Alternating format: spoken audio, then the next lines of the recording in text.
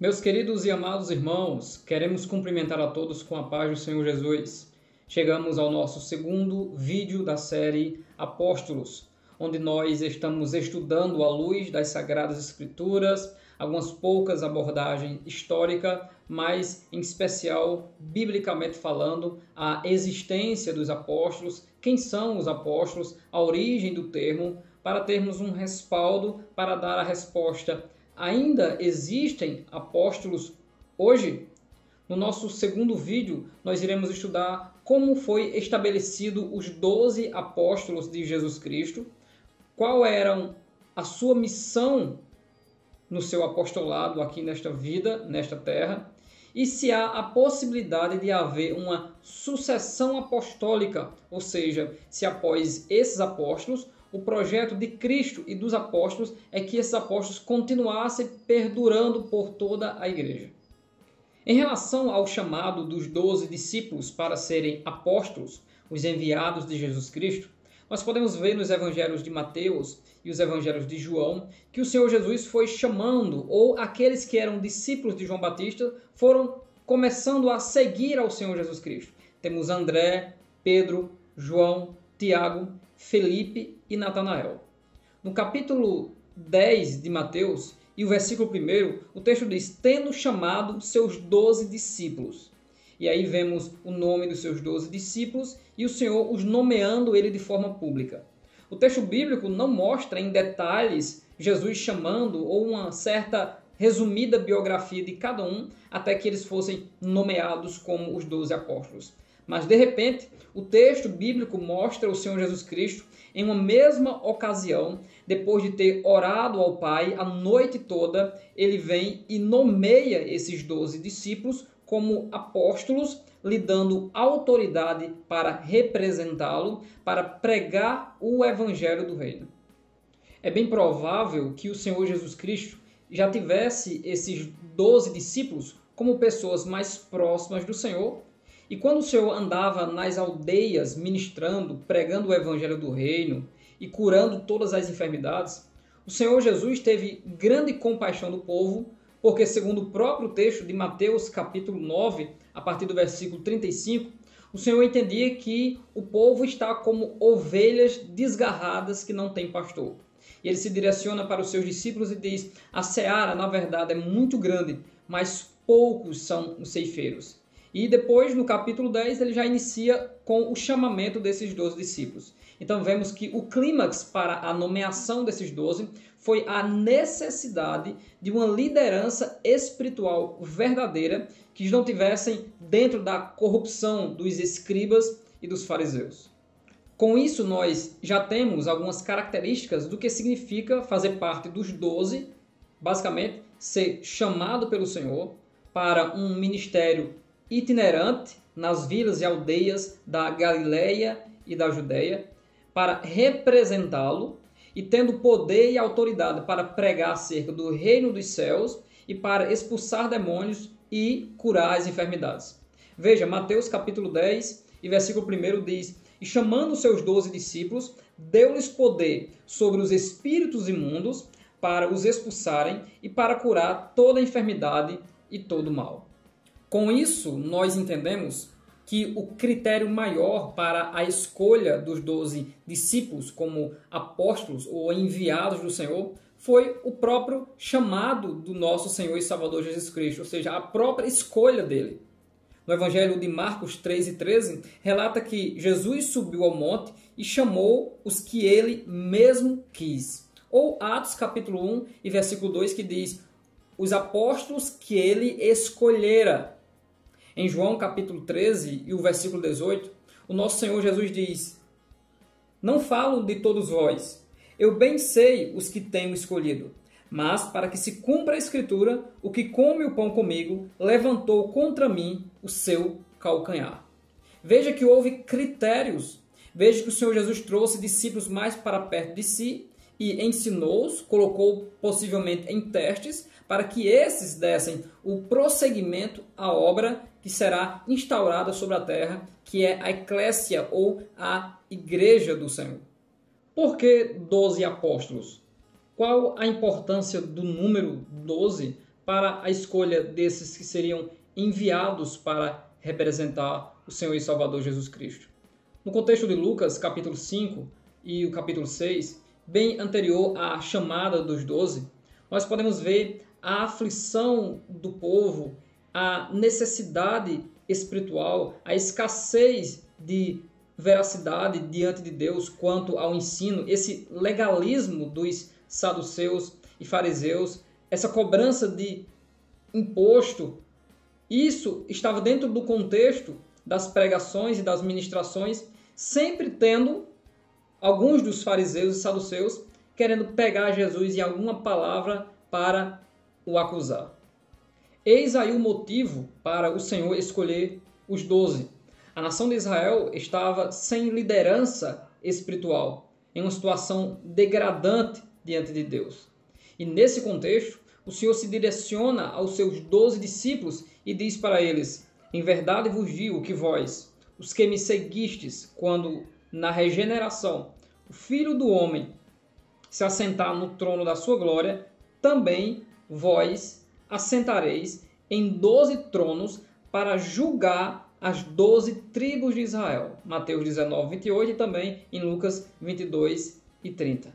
Então temos aqui o estabelecimento do novo Israel espiritual. Temos aqui a transição da antiga aliança para a nova aliança, e esse estabelecimento se dá no momento da Santa Ceia, em que o Senhor Jesus Cristo separou seus 12 para comer a Páscoa com eles. Não haviam outros discípulos, eram os 12 que estavam lá. E lá o Senhor institucionaliza a nova aliança a partir desses 12 e também no lugar da Páscoa, que era o dia de Páscoa, o Senhor Jesus Cristo estabelece a Santa Ceia do Senhor para que seja feita em memória dele, pelo que ele irá fazer naquela mesma semana, que é se entregar, e pelo também o que ele irá fazer posteriormente, que é voltar para buscar aqueles que o seguem e aqueles que o servem.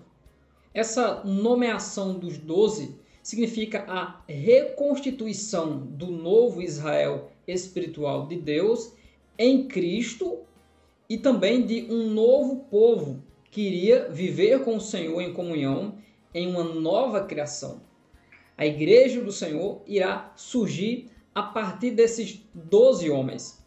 O apóstolo João, no Apocalipse, ele tinha tão ciência de todas essas coisas que no capítulo 21, dos versículos 12 em diante, e já no versículo 14, ele diz: a muralha da cidade tinha 12 fundamentos, e estavam sobre estes os 12 nomes dos 12 apóstolos do Cordeiro.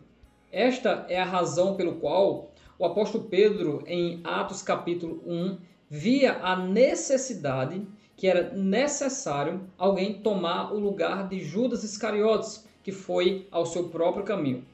E estes teriam que ter esses pré-requisitos, que era estar com eles desde o início, ou seja, desde o princípio lá de João Batista, e que tenha sido testemunha ocular da ressurreição e da ascensão do Senhor. Então, eles deixam bem claro essa necessidade de completar esses 12 apóstolos que têm uma tipologia muito forte da nação de Israel, do povo de Deus e do reino de Deus. O próprio apóstolo Pedro fez uma oração para essa escolha, e nessa oração, no capítulo 1 de Atos, e o versículo 24, ele diz: revela-nos qual destes dois tens escolhido. Então, dentro dessa própria sorte que foi lançada para escolher um dos dois que foi apresentado, o próprio Senhor Jesus Cristo estava na direção de tudo isso. Então, os 12 apóstolos que ele escolhera estava mais uma vez completo. E esse número deveria estar completo em face da missão que eles receberam de ser agora o novo povo de Deus, o novo Israel espiritual de Deus, estabelecido e representando as 12 tribos de Israel, e porque também Atos capítulo 2, ou seja, o iminente dia de Pentecostes, já estava para acontecer, e o Espírito Santo desceria para estar com a igreja, e uma vez estando com a igreja, distribuiria dons espirituais e capacidade para testemunhar da ressurreição do Senhor. Existem 4 listas de apóstolos nas Sagradas Escrituras, em Mateus capítulo 10, em Marcos capítulo 3, em Lucas capítulo 6 e em Atos capítulo 1. Claramente, esses nomes eles se divergem entre si, algo que não é um grande problema, tendo em vista os apelidos que os apóstolos tinham, a nomeação também que esses apóstolos tinham dado pelo próprio Cristo, e também para que não haja confusão de nomes, como por exemplo, existem 2 Judas. Nessas listas, Pedro ele encabeça, sendo o primeiro apóstolo a ser mencionado. Claramente nos evangelhos e também em Atos dos Apóstolos, vemos Pedro como uma liderança dos próprios apóstolos. Em seguida ao nome de Pedro, temos o nome de João, Tiago e André, que também nos evangelhos claramente fazem parte do círculo mais íntimo do nosso Senhor. Apesar de algumas diferenças nos nomes, a lista dos 12 apóstolos do Senhor Jesus Cristo são Simão Pedro, André, Tiago, João, Felipe, Bartolomeu, Tomé, Mateus, Tiago de Alfeu, Tadeu ou Judas de Tiago, Simão o Zelote e Judas Iscariotes, que foi substituído por Matias. Se define a particularidade e as diferenças que há entre o grupo dos 12 e os demais discípulos na missão de Jesus para eles, antes mesmo da ressurreição do Senhor. Então, a função dos 12 apóstolos era, primeiro, estar com o Senhor, ou seja, exclusivamente estar sempre com o Senhor, andando e aprendendo com o Senhor. Essa era a principal coisa que fazia com que esses homens fossem capacitados, ungidos e recebessem ordem do Senhor para a missão. Então eles faziam viagens para as vilas, para as aldeias, para as regiões, onde o próprio Senhor Jesus Cristo também fazia, e iam com a autoridade do Senhor, e os sinais que eles levavam mostravam que aquilo que Jesus fazia, eles faziam também. Por isso que eles são os apóstolos, os 12 escolhidos pelo Senhor para estarem com o Senhor e fazer o que o Senhor faz. Essa missão dos apóstolos consistia em eles irem de 2 em 2, por causa da veracidade do testemunho, pregarem a mensagem de que o reino de Deus é chegado e de que as pessoas devem se arrepender dos seus pecados e que não deveriam demonstrar em sua aparência que estavam como que juntando dinheiro ou enriquecendo para evitar algumas coisas. E quando o Senhor Jesus Cristo diz para não ficar de casa em casa ou para não ir de casa em casa, ele não está se referindo em relação à mensagem, como que pregar de casa em casa, mas na base que deveria ser estabelecido em cada aldeia. Se a casa que eles chegassem fossem dignos de hospedar eles chegariam naquela casa e ficariam ali até o final da missão e eles iam embora. Quando Jesus diz não ficar não de casa em casa, é que eles não deveriam sair dali e ir para outra, passar um dia em uma outra, para não parecer que eles estão usurpando ou querendo alguma coisa a mais daqueles que estão ouvindo a mensagem do reino de Deus. Aqueles que rejeitassem a mensagem dos apóstolos iriam receber um juízo mais duro do que a própria Sodoma e Gomorra. Daí vemos a identificação com a autoridade do juízo que está sobre Cristo. Você pode conferir isso em Mateus capítulo 10, Marcos 6 e Lucas capítulo 9. Eles foram advertidos pelo Senhor das perseguições e os sofrimentos que eles iriam passar por estarem representando Jesus. Mas se acontecesse deles serem presos, o Senhor Jesus disse que não ter medo e que o Espírito Santo lhes daria a palavra que eles necessitassem naquela hora. Alguns tentam interpretar isso como uma espontaneidade para pregar o Evangelho. Não é isso que Jesus está falando. A palavra que o Espírito Santo daria na hora era a palavra para que eles se defendessem, para que eles tivessem uma palavra de sabedoria naquele momento diante daquelas acusações. Coisa que aconteceu logo no início da igreja com Estevão em Atos capítulo 7, quando ao invés de ele tentar se auto-justificar, Ele disse para a liderança: ouvi, vós, pais. E começou a pregar um panorama bíblico desde Abraão até Jesus Cristo.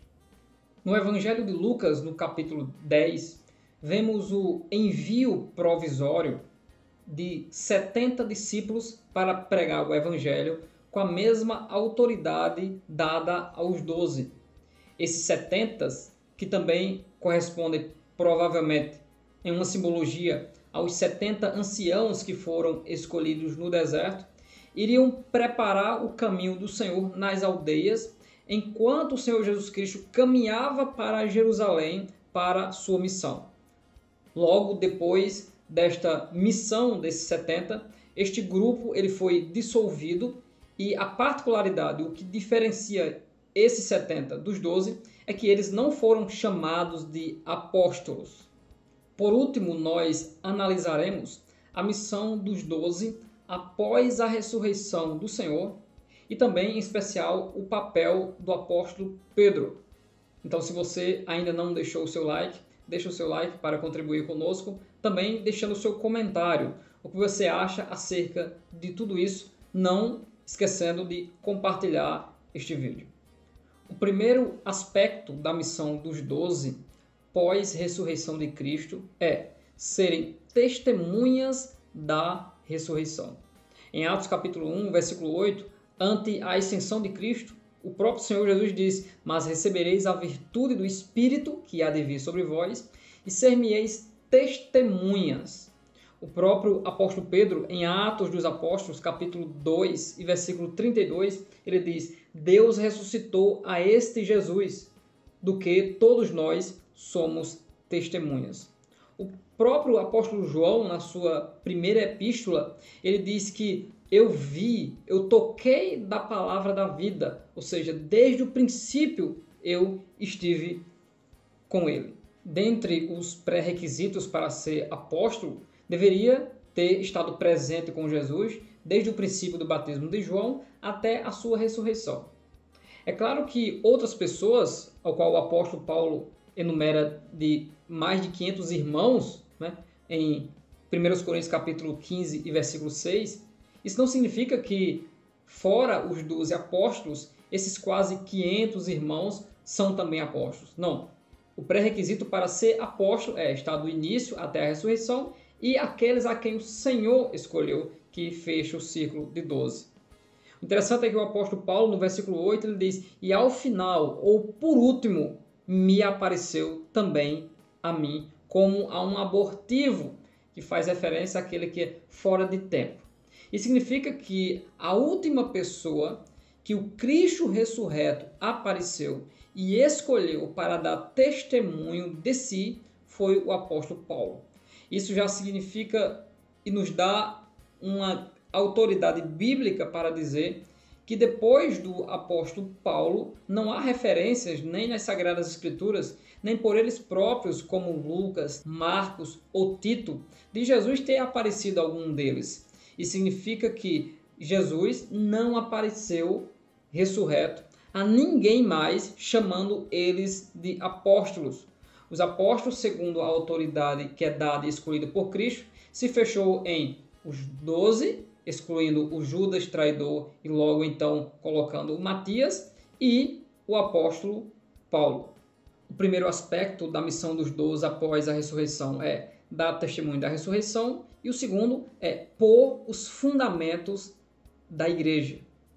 Ou seja, quando nós consideramos que Cristo declarou para Pedro que sobre esta pedra, declarando sobre si, eu edificarei a minha igreja e as portas do inferno não prevalecerão contra ela, nós entendemos que a doutrina da igreja, que é a doutrina dos apóstolos, que é a base e o fundamento de Cristo, ela teve a sua completude na descida de Pentecostes e no início desse ide, pregar e ensinar todas as coisas que eu havia falado. Então, para finalizar ou concluir a doutrina da igreja, temos profetas, Jesus e os apóstolos. É por isso que a igreja, em Atos 2:42, perseverava na doutrina dos apóstolos.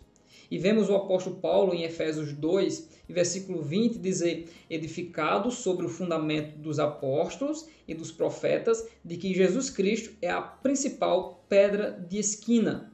Enquanto os profetas apontavam para Cristo, os apóstolos foram chamados por Cristo e agora ensinam e pregam a obra de Jesus Cristo. E aí temos o fundamento da Igreja do Senhor. Sendo assim, os fundamentos da Igreja de Cristo sendo estabelecidos pelos apóstolos, agora os apóstolos deram às igrejas presbíteros, anciãos e pastores para que esses edifiquem sobre o fundamento dos apóstolos e de Cristo, que foi colocado sobre a igreja, que é a própria pessoa de Cristo, os ensinamentos do Senhor Jesus Cristo. Veja o que Paulo fala em 1 Coríntios 3, 10 e 11. Segundo a graça de Deus que me foi dada, pus eu, como sábio arquiteto, o fundamento, e outro edifica sobre ele. Mas veja cada um como edifica sobre ele. Porque ninguém pode pôr outro fundamento, além do que já está posto, o qual é Jesus Cristo. Se a obra dos profetas, de Cristo e dos apóstolos conclui o fundamento desse edifício que é a Igreja do Senhor, isso significa que essa obra desses homens já finalizou. Se essa obra já finalizou, Deus não está levantando apóstolos para pôr outro fundamento, ao qual o fundamento já está estabelecido. E por essa razão, não existem nos dias atuais apóstolos como os 12 e o apóstolo Paulo. O terceiro aspecto da missão dos 12 após a ressurreição são os escritos apostólicos. Esses homens de Deus, eles deixaram esse fundamento doutrinário escrito em livros, tanto eles próprios como aqueles que eram os seus cooperadores ou companheiros nessa missão. Então, quando nós olhamos para a Bíblia Sagrada, nós vemos o Evangelho de Marcos, que não era um apóstolo, porém o Evangelho de Marcos é considerado o Evangelho petrino, o Evangelho de Pedro, porque tem forte influência do apóstolo Pedro na linguagem deste Evangelho de Marcos e também é considerado sempre alguém que estava próximo do apóstolo Pedro, assim também como a própria igreja ela teve início na casa de João Marcos. E Marcos faz muita referência a Pedro, como por exemplo, quando Jesus diz a Maria Madalena: vá e diga a Pedro e aos demais que eu irei se encontrar com eles lá na Galileia. O Evangelho de Lucas também foi escrito por um médico e historiador, cooperador do apóstolo Paulo, e por isso ele é considerado como o Evangelho paulino, de influência paulina dentre esses relatos.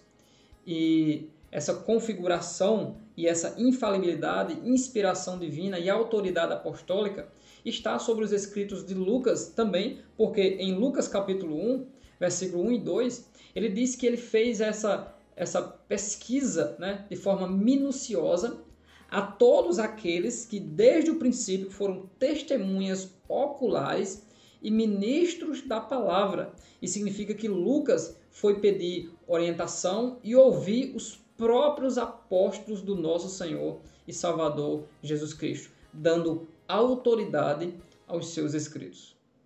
O apóstolo Pedro nos deixou 2 cartas, além da influência no Evangelho de Marcos. O apóstolo João nos deixa 5 livros, dentre eles o Evangelho de João, 1ª, 2ª e 3ª João, e o livro que fecha o cânon sagrado, que é o livro da Revelação, o livro do Apocalipse. Já o apóstolo Paulo, aquele a quem diz que por último me apareceu também a mim, deixou 13 cartas apostólicas, 13 cartas do apóstolo Paulo, que explica muito bem todo esse mistério do que significa a igreja, em especial em Efésios capítulo 2 e capítulo 3, onde fala sobre essa junção de judeu, gentil, servo, livre. Todos são juntos neste grande mistério. E em Efésios capítulo 5, ele diz: grande é este mistério, digo, entre Cristo e a igreja. Mais um dos aspectos da missão dos apóstolos pós-ressurreição do Senhor é a operação de prodígios e sinais. Semelhantemente a muitos, quase 500 irmãos que viram o Senhor ressurreto e mesmo assim não eram apóstolos, os sinais, a expulsão dos demônios e as curas são operadas pela igreja. A confirmação de que esses homens eram apóstolos também era a operação desses sinais. Ou seja, esses homens foram dotados por Deus com esse poder e essa autoridade que confirmava a veracidade da mensagem e de que, enquanto eles ministravam, o Senhor, através desta pregação, desta mensagem, operava os sinais e as maravilhas, mostrando a autoridade de Cristo que estavam neles. Sobre os apóstolos e os sinais, Marcos, no capítulo 16, versículo 20, diz: "E, tendo partido, pregaram em toda parte, cooperando com eles o Senhor e confirmando a palavra por meio de sinais que se seguiram." Ainda o autor aos Hebreus, no capítulo 2, no versículo do 1 ao 3, diz: "A qual, tendo sido anunciada, que é a mensagem, inicialmente pelo Senhor, foi-nos depois confirmada pelos que a ouviram, dando Deus testemunho juntamente com eles por sinais, prodígios e vários milagres e por distribuições do Espírito Santo, segundo a sua vontade." Sem dúvida alguma, esses homens que foram delegados para esta missão receberam do Senhor autoridade para operar sinais, prodígios e milagres. Em Atos dos Apóstolos, capítulo 2 e também capítulo 5, diz que "e muitos sinais eram feitos por meio dos apóstolos ou pela mão dos apóstolos." O apóstolo Paulo chama esses sinais, prodígios e milagres como um sinal do seu apostolado. Em 2 Coríntios, capítulo 12 e versículo 12, o apóstolo diz: "Os sinais do meu apostolado foram manifestados entre vós com toda a paciência, por sinais, prodígios e maravilhas." Outro aspecto fundacional da missão dos apóstolos no início da igreja primitiva é a concessão do Espírito Santo. Ou seja, impor as mãos e permitir que o mesmo Espírito, ou confirmar que o mesmo Espírito que desceu sobre eles em dia de Pentecostes, também pode descer sobre, como por exemplo, samaritanos, como também na casa de Cornélio, representando os gentios, e, através do apóstolo Paulo, o grupo em Atos capítulo 19, que eram discípulos de João Batista. Perceba que o evangelista Filipe, mesmo tendo sido enviado com prodígios, sinais e não sendo apóstolos, após os samaritanos ouvirem a pregação e aceitarem a mensagem do Senhor, Filipe teve que chamar João e Pedro, ou seja, apóstolos de verdade, para que eles permitissem a entrada dos samaritanos a esta mesma graça. O que eles impuseram as mãos sobre eles e o Espírito Santo veio sobre eles com os sinais das línguas estranhas. Assim também como em casa de Cornélio, em Atos capítulo 10, o próprio apóstolo estava lá, que é o apóstolo Pedro, que por meio de revelação foi conduzido até lá. E agora esses, representando os gentios, ouvindo a ministração de Pedro, o Espírito Santo caiu sobre eles. E agora temos Paulo em Atos capítulo 19, onde os discípulos de João só conheciam esse batismo, e Paulo, fechando este círculo de apóstolos que operam essa concessão do Espírito, orou sobre eles e o Espírito Santo veio sobre os discípulos de João. Com isso, nós entendemos que essa obra fundacional da igreja foi realizada por meio desses homens e hoje não existe nenhum apóstolo à semelhança dos 12 e de Paulo que tenha a autoridade para conceder o Espírito. Segundo o próprio Paulo, nós recebemos o Espírito Santo segundo nós ouvimos a pregação do Evangelho e cremos na obra de Jesus Cristo. Efésios capítulo 1, versículo 13 e versículo 14. O último aspecto fundacional da missão dos 12, após a ressurreição de Cristo, é a liderança na cidade de Jerusalém. Jerusalém se tornou o centro geográfico daquilo que os judeus que perseguiam os apóstolos chamavam de a seita, em que o anjo, no capítulo 5, chamou de nova vida, ou o caminho. E agora a igreja estava estabelecida a sua liderança na cidade de Jerusalém, onde Pedro e os demais saíam para a sua missão e retornavam para lá. Por exemplo, quando Barnabé encontra Saulo de Tarso ou Paulo, traz Paulo até Jerusalém para apresentá-lo à liderança, coisa que não foi tão aceita, e Paulo cita isso até na epístola aos Gálatas. Houve uma necessidade dessa liderança permanecer mais assídua na oração e na ministração da palavra, na preparação para esta palavra, contanto que surgiram os 7 cheios do Espírito Santo e de fé, que foram os primeiros diáconos, ou os serviçais, os servos, né? E esses homens foram escolhidos por Deus para fazerem outras obras. Então temos uma liderança na igreja de Jerusalém, levantando pessoas, porque o número de crentes estava crescendo de forma assustadora. A salvação do Senhor havia chegado. Essa liderança em Jerusalém, ela não foi feita sozinha, mas eles elegeram os presbíteros, bispos, episcopos ou anciãos para ajudarem nessa obra. Esses presbíteros, eles não receberam status de apóstolos, mas até os próprios apóstolos também eram chamados de presbíteros, como por exemplo o próprio Pedro era chamado de presbítero e o próprio João se intitula também como presbítero, mesmo sendo eles apóstolos, ou seja, eram servos de Deus, eram sábios, eram anciãos que dirigiam e lideravam a igreja do Senhor. Podemos ver em Atos dos Apóstolos que os apóstolos, juntamente com todos os presbíteros que formavam a liderança da igreja em Jerusalém, se juntaram para discutir sobre a entrada dos gentios à igreja, porque estes também receberam do mesmo Espírito. Vale aqui salientar que após a morte de Tiago, irmão de João, por Herodes, em Atos capítulo 12, o Tiago ele não foi substituído por outra pessoa como apóstolo. Daí nós já entendemos que essa sucessão apostólica ela não existiu, que esses líderes foram levantados por esses apóstolos para darem prosseguimento a esta obra. E esses apóstolos foram homens escolhidos por Deus para trazer a obra fundacional da igreja, e tendo essa obra completa, a igreja agora iria seguir com a sua liderança. Meus queridos irmãos, nós iremos finalizar este vídeo falando sobre o papel do apóstolo Pedro, já que ele é tanto reivindicado como o supremo líder da igreja, ou o primeiro grande papa da igreja. Nós precisamos falar um pouco sobre o apóstolo Pedro para concluir este vídeo. Desde já queremos agradecer a você que esteve conosco até aqui e confira se você é inscrito no nosso canal.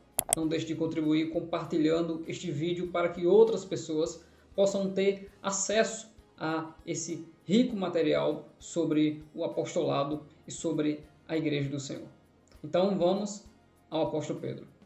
Meus queridos irmãos, falar do apóstolo Pedro nos dá muita alegria, porque é uma vida apaixonada de alguém que sempre desejava estar à frente dos demais. Diante de qualquer pergunta de Jesus Cristo, o apóstolo Pedro estava lá. Alguns aspectos interessantes de Pedro que o tornam também único ele foi um dos primeiros a ser chamado. Na lista dos apóstolos, o primeiro nome de todas as listas é o apóstolo Pedro. Marcos, no seu evangelho, considerado o evangelho petrino, quando Jesus Cristo sai dos mortos e se encontra com Maria Madalena, ele diz: vá e diga a Pedro. A própria Escritura, quando vai falar de Pedro, diz Pedro e os demais. Pedro fazia parte do círculo íntimo de Jesus. Pedro, Tiago e João, que tiveram a grande oportunidade de ver o Cristo transfigurado lá em Mateus capítulo 17. Mas também este mesmo Pedro foi o primeiro a negar Jesus. Foi aquele que em sua declaração disse que iria até a morte, mas ele negou ao Senhor. Esse mesmo Pedro também foi aquele que andou sobre as águas, ele quis ser o primeiro a se encontrar com Jesus. Em João 21, quando Jesus acenava aos apóstolos para que eles lançassem a rede para o lado, João diz, é o mestre, e Pedro veste o seu casaco ou a segunda roupa e pula dentro da água para se encontrar com o Senhor. É ao apóstolo Pedro que Jesus diz, apacenta os meus cordeirinhos ou apacenta as minhas ovelhas. Mesmo Pedro, considerando que o que Jesus tinha na vida de João era maior do que o que tinha na vida dele. E ele ouviu a resposta de Jesus que diz, que te importa se eu quisesse que ele fique vivo até a minha morte? Segue-me tu. Foi a Pedro que Jesus, em Lucas 22, 32, disse, quando tu te converteres, confirma isso a teus irmãos. Ou seja, fortalece os teus irmãos quando tu te converteres. Foi diante de Pedro que Jesus disse que tu és Pedro e sobre esta pedra eu edificarei a minha igreja e as portas do inferno não prevalecerão contra ela. Após o apóstolo Pedro responder, tu és o Cristo, ou seja, ser inspirado pelo próprio Espírito para isso. Foi ao apóstolo Pedro, que estava representando os 12 nesse momento, que Jesus Cristo disse, te darei as chaves dos reinos do céu. E tudo que ligares na terra será ligado no céu, e tudo que desligares na terra será desligado nos céus. Foi Pedro quem propôs a substituição de Judas por outro apóstolo, e aí veio Matias. E foi Pedro que, Atos dos Apóstolos 2 diz, e Pedro, cheio do Espírito Santo, pregou esta grande mensagem de Atos 2, ao qual se salvaram 3.000 almas. Foi Pedro que ministrou também e foi preso em Atos capítulo 4 e 5, onde o anjo o liberou novamente. E no Sinédrio, Pedro estava lá sendo censurado e também respondendo que nós não podemos falar do que nós temos visto e ouvido. Mesmo assim, com todos esses aspectos e toda essa desenvoltura que levou Pedro a ser um grande homem, um grande pregador e um grande líder da igreja, não se vê aqui entre o próprio Pedro e os demais o desejo de que Pedro seja o soberano e o superior de todos, mas eles administravam a igreja em Jerusalém. Tanto que o apóstolo Pedro, na casa de Cornélio, quando Cornélio se ajoelha diante de Pedro, Pedro diz para ele, ergue-te, porque eu também sou homem. E o próprio Pedro reconhecendo os escritos de Paulo como escritos inspirados pelo próprio Deus. Então, por isso, Pedro não é o fundamento da igreja. O fundamento da igreja é Jesus Cristo. E ninguém melhor do que o próprio Pedro para confirmar isso. Já em Atos dos Apóstolos temos Pedro confirmando isso e posteriormente ele escreve em sua primeira epístola no capítulo 2 nos explicando isso. Em Atos capítulo 4, versículo 11 e versículo 12, o apóstolo Pedro diz, pregando sobre Cristo, ele diz, ele é a pedra, que vós os edificadores rejeitaram, ao qual foi posta por cabeça de esquina. E em nenhum outro há salvação, porque também debaixo do céu nenhum outro nome há dado entre os homens pelo qual devamos ser salvos. Olha que interessante. O próprio Pedro testemunhando, dizendo que Cristo é a pedra, não é Pedro que é a pedra. Pedro é mais uma das pedras que está sobre a rocha que é Cristo, a qual é edificada sobre o Senhor, formando esta grande casa espiritual. Vamos conferir o que Pedro diz em 1 Pedro capítulo 2, do 4 ao 8. E chegando-vos para ele, a pedra viva, reprovada, na verdade, pelos homens, mas para com Deus eleita e preciosa. Vós também, como pedras vivas, olha só, ele está dizendo que, chegando a Jesus, que é a pedra, vós, a igreja, que também sois pedras vivas, sois edificados casa espiritual e sacerdócio santo, para oferecer sacrifícios espirituais agradáveis a Deus por Jesus Cristo.